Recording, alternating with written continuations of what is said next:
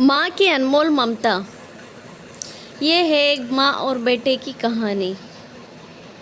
एक छोटे से कस्बे में समीर नाम का एक लड़का रहता था। बचपन में ही पिता की मृत्यु हो जाने के कारण परिवार की आर्थिक स्थिति बड़ी दयनीय थी। समीर की माँ कुछ पढ़ी लिखी ज़रूर थी, लेकिन उतनी पढ़ाई से नौकरी कहाँ मिलने वाली थी।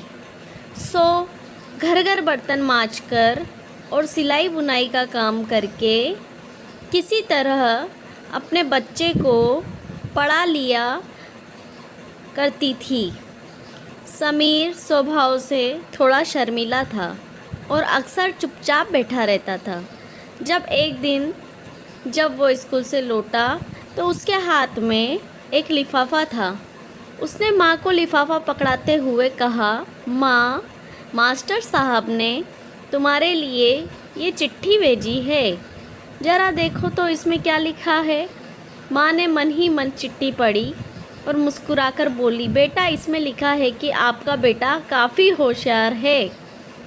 इस स्कूल के बाकी बच्चों की तुलना में इसका दिमाग बहुत तेज है और हमारे पास इसे पढ़ाने लायक शिक्षक नहीं है, इसलिए कल से आप इसे किसी और स्कूल में भेजें।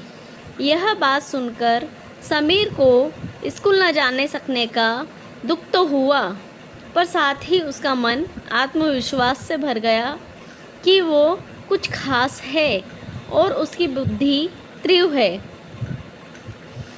माँ ने उसका दाखिला एक अन्य स्कूल में करा दिया।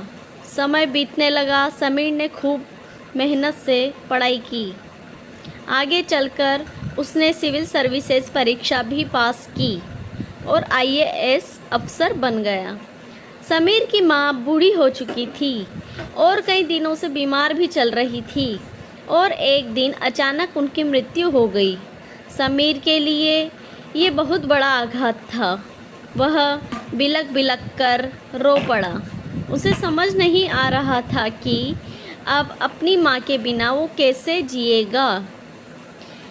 रोते रोते ही उसने माँ की पुरानी अलमारी खोली और हाथ में उनकी माला, चश्मा और अन्य वस्तुएं लेकर चूमने लगा। उस अलमारी में समीर के पुराने खिलौने और बचपन के कपड़े तक संभाल कर रखे हुए थे। समीर एक एक कर सारी चीज़ें निकालने लगा और तभी उसकी नज़र एक पुरानी चिट्ठी पर पड़ी। दरअसल ये वही चिट्ठी थी जो मास्टर साहब ने उसे 10-18 साल पहले दी थी। नम आँखों से समीर उसे पढ़ने लगा।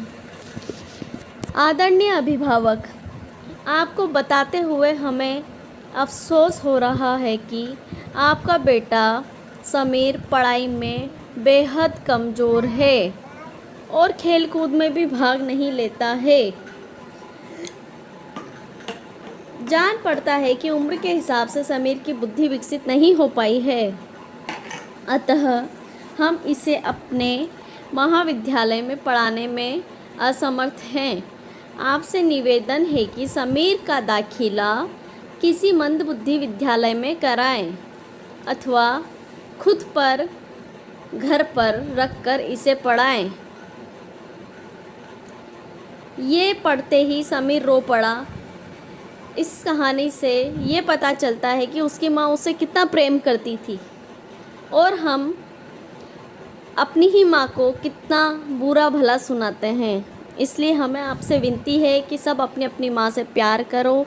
ये कहानी आपको कैसी लगी, लाइक एंड शेयर करना ना भूलें और चैनल पर अगर नए हैं तो चैनल पे कमेंट्स करना एंड चैनल को सब्सक्राइब करना ना भूलें। Thanks for watching. स्टॉप।